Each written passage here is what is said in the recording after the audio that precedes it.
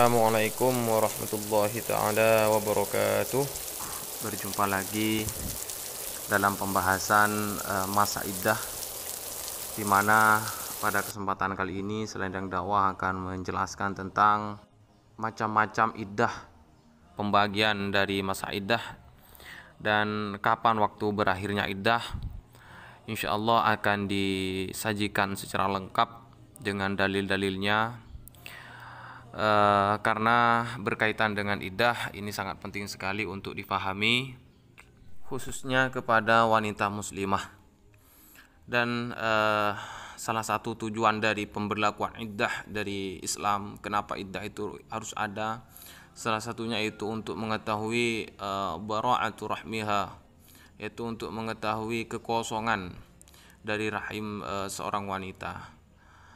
Bisa dengan kekosongan itu bisa diketahui dengan wiladah, dengan melahirkan, atau dengan ashhur, dengan hitungan bulan, awil aqra, atau dengan masa sucian.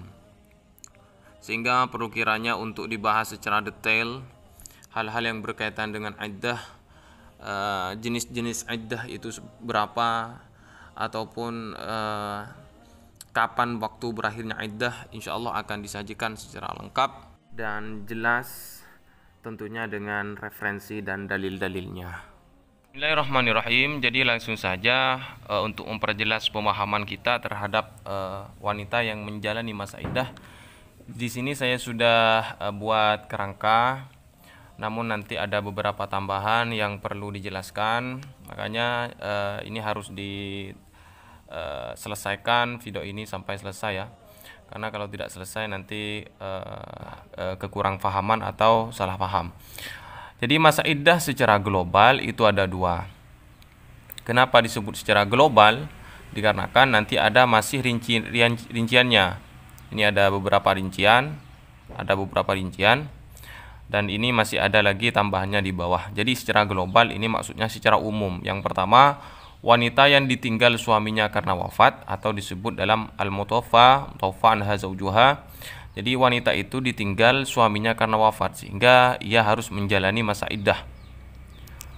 Kemudian yang kedua, secara global, wanita yang ditinggal suaminya bukan karena wafat, atau al-mutawaffa anha ghairul mutawaffa anha zawjuha. Jadi wanita itu ditinggal suaminya bukan karena wafat, akan tetapi karena terjadi perceraian ya, karena terjadi perceraian. Baik, langsung saja yang pertama dari wanita yang ditinggal suaminya itu karena wafat. Yang pertama, wanita tersebut dalam keadaan hamil. Jadi wanita tersebut apabila ditinggal oleh suaminya wafat dan ia dalam keadaan hamil, maka iddahnya yaitu sampai melahirkan. Jadi ditinggal suaminya karena wafat, yaitu iddahnya sampai melahirkan, sebagaimana dijelaskan dalam Al-Quran surah At-Thalaq ya.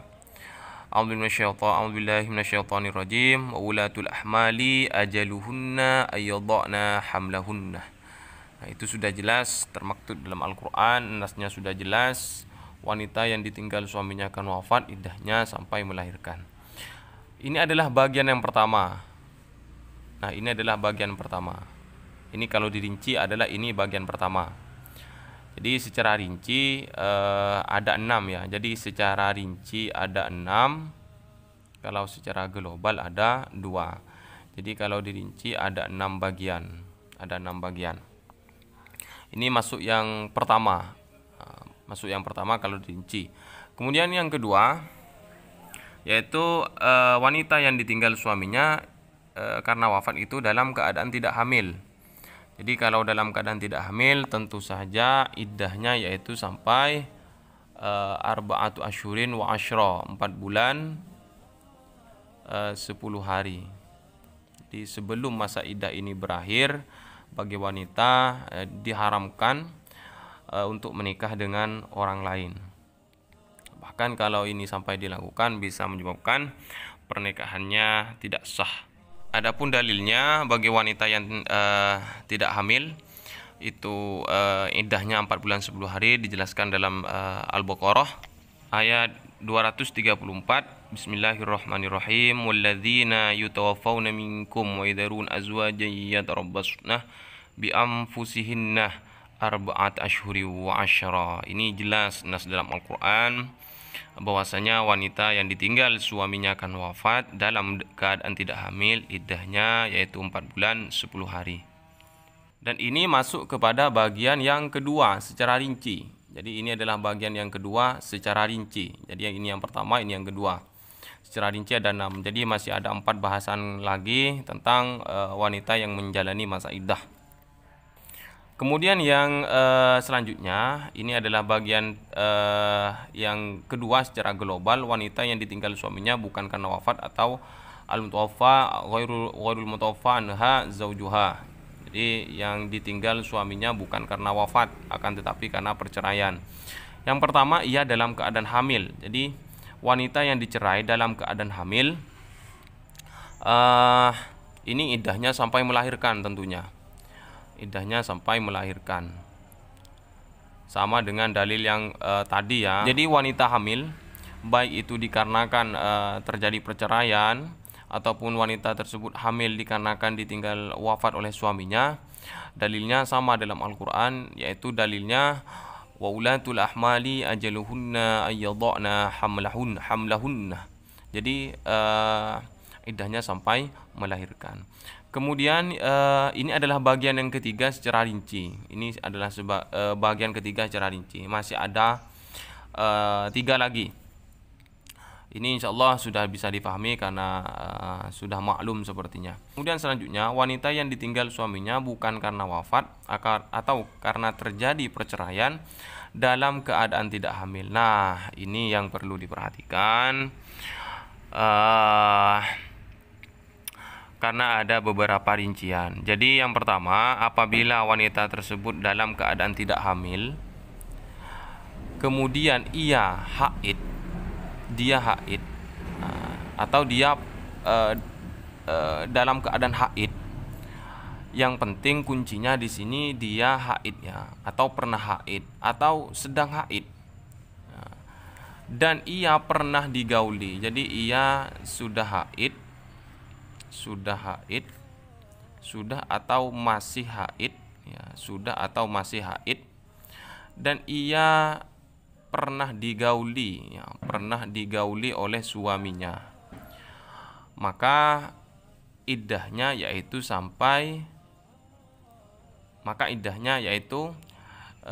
salah satu quru'in, yaitu 3 kali sucian. Adapun caranya saya sudah jelaskan di video sebelumnya, bagaimana cara menghitung 3 kali sucian yang benar. Sebagaimana dijelaskan dalam Al-Qur'an, Bismillahirrahmanirrahim, wal mutallaqatu yatarabbasna bi anfusihinna thalathata quru'in. Jadi pada bagian ini adalah bagian yang keempat ya. Ini bagian yang keempat kalau dijelaskan secara rinci. Jadi sekali lagi, wanita yang ditinggal suaminya bukan karena wafat atau karena terjadi perceraian pada bagian keempat, dalam keadaan tidak hamil dan ia dalam keadaan haid, maka di sini dirinci ya, karena ini dalam keadaan haid, maka 3 kali sucian dengan syarat ia pernah digauli ya, pernah digauli. Dan kuncinya di sini sudah atau masih haid. Misalnya belum digauli, nanti ada di bagian selanjutnya. Selanjutnya yaitu bagian yang kelima. Nah, ini yang sangat penting ya, sangat penting pada bagian kelima karena ini ada beberapa rincian. Makanya perlu diperhatikan. Jadi wanita yang ditinggal suaminya bukan karena wafat, dalam keadaan tidak hamil dan dia tidak haid. Nah, di sini ada beberapa ya. Yang pertama, kenapa ia tidak haid? Yang pertama, memang wanita tersebut belum haid. Jadi wanita tersebut memang belum haid. Siapakah dia? Wanita yang belum haid itu ada beberapa rincian. Yang pertama, memang karena ia belum baligh. Ya, memang belum baligh. Jadi belum haidnya karena belum baligh. Jadi ia belum baligh.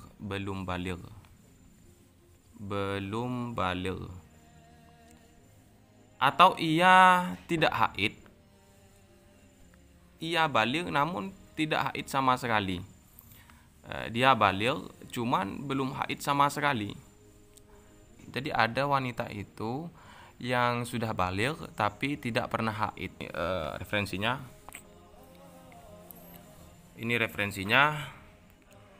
Wa in kanat tilkal mu'taddah shaghiratan aw kabiratan lam tahid aslan. Nah, di sini ada penjelasannya, ada syarahnya di sini. Jadi yang pertama tadi wanita yang shaghirah itu memang belum baligh. Jadi yang tadi wanita yang belum haid, yang pertama karena belum baligh. Wa qauluhu shaghiratan ay qabla al-bulugh, memang belum baligh. Kemudian yang kedua, yang ini ya. Ini au kabiratan lam tahid aslan, memang kabirah, memang tidak haid sama sekali.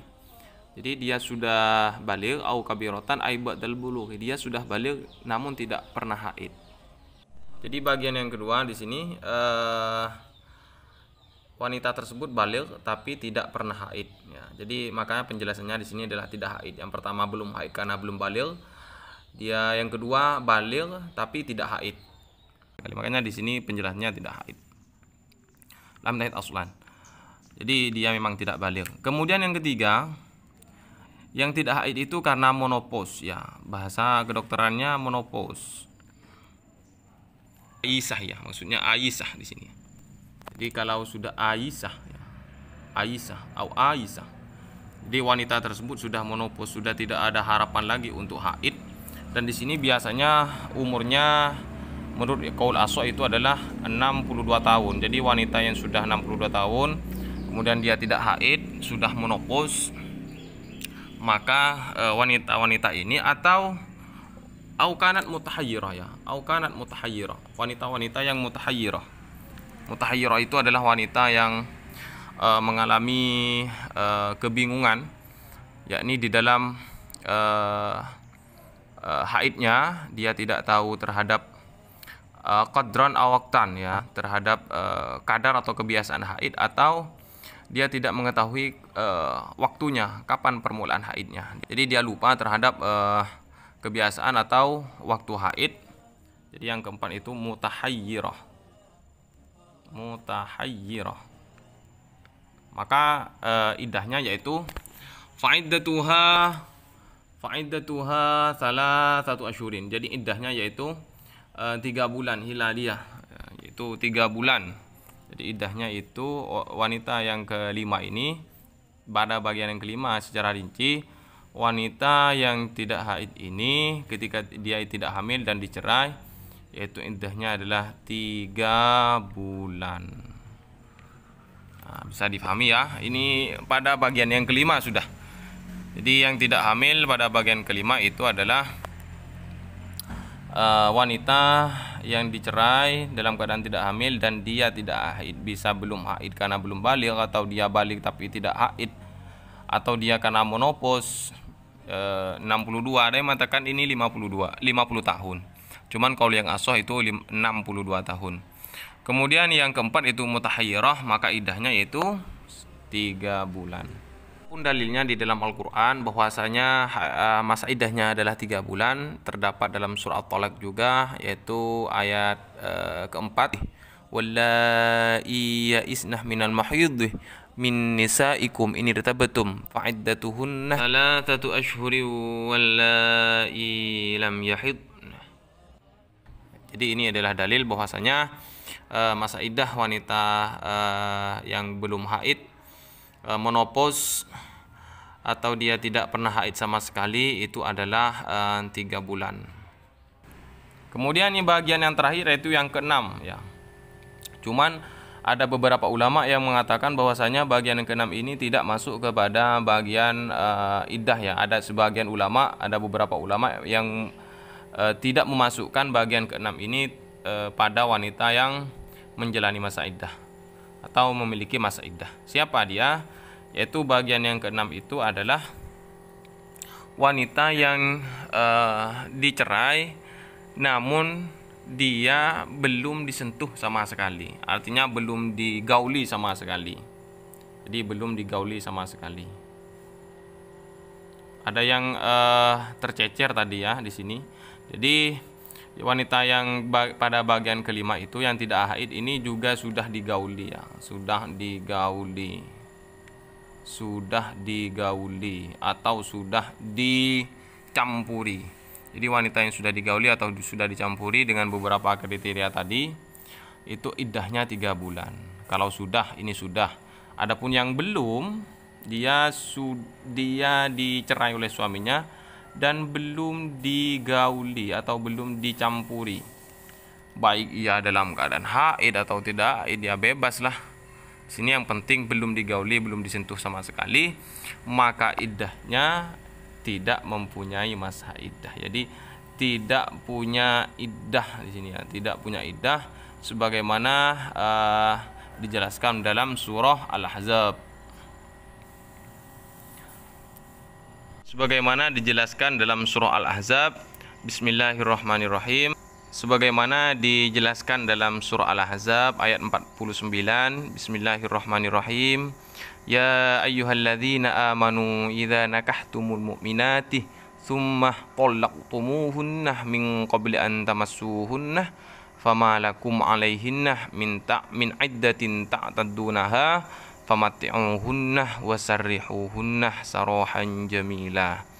Jadi wanita yang ditolak dalam belum digauli min qabli an tamassuhunna dalam Al-Qur'an itu tidak mempunyai iddah sama sekali. Jadi ini adalah bagian yang keenam dari rincian yang kedua. Jadi dia dicerai namun belum digauli. Oh ya, ini sahabat selendang dakwah, ada penjelasan lagi ini ya terkait yang nomor 5. Karena memang nomor 5 ini rinciannya cukup banyak.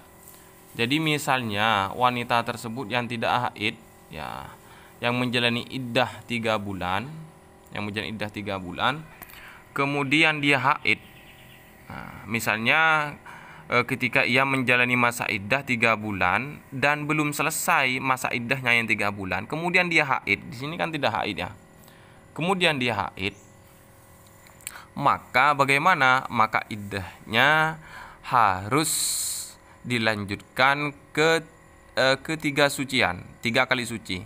Jadi misalnya ditalak, dicerai, dia menjalani 3 bulan, 3 bulan belum selesai, dia haid, maka dia harus pindah atau mengambil iddah lagi, yaitu iddah 3 kali sucian. Bisa dipahami ya? Misalnya sudah selesai 3 bulan, kemudian dia haid, dia sudah tidak perlu lagi mengambil masa iddah 3 kali sucian. Mana tadi dijelaskan, ini kan iddah yang 3 kali sucian tadi yang faidatuha 1 asyhur. Fa in hadatil mu'taddah, kemudian apabila dia haid ketika menjalani masa iddah 3 bulan, dia haid, maka fil asyhur ya, di dalam menjalani masa iddah di dalam 3 bulan tadi, wajib 'alaiha al-iddah bil aqra. Jadi dia wajib mengambil iddah dengan aqra, yaitu dengan sucian, yaitu 3 kali sucian. Kalau setelah selesai menjalani yang 3 bulan, au ba'da qida'il asyhur, apabila dia selesai menjalani yang 3 bulan, sudah selesai, kemudian dia haid ya, lam tajibul aqra, maka dia tidak wajib mengambil iddah 3 kali sucian. Artinya dia tidak wajib mengambil iddah lagi, seperti itu. Di sini sudah juga dijelaskan. Jadi ini ya, wa qaluhu fil asyhur fi athna'il asyhur. Jadi dia ditalak dalam keadaan tidak hamil tadi, kemudian dia tidak haid, kemudian dia haid di pertengahan bulan ya. Jadi pertengahan bulan atau ketika 1 bulan misalnya ya haid, atau 1,5 bulan kemudian haid.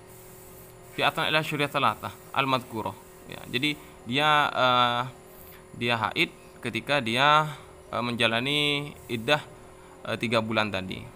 Wajib alaih iddah bil aqra, karena dia maka dia wajib menjalani iddah kembali, yaitu dengan 3 kali sucian. Bisa dipahami ya? Baik, mungkin seperti ini dulu ya penjelasan tentang wanita yang menjalani masa iddah. Yaitu secara global tadi ada 2, namun secara rinci ada 6. Ini perlu diperhatikan oleh para wanita muslimah khususnya, karena ini sangat penting. Apabila ini tidak diperhatikan bisa menyebabkan hal yang fatal.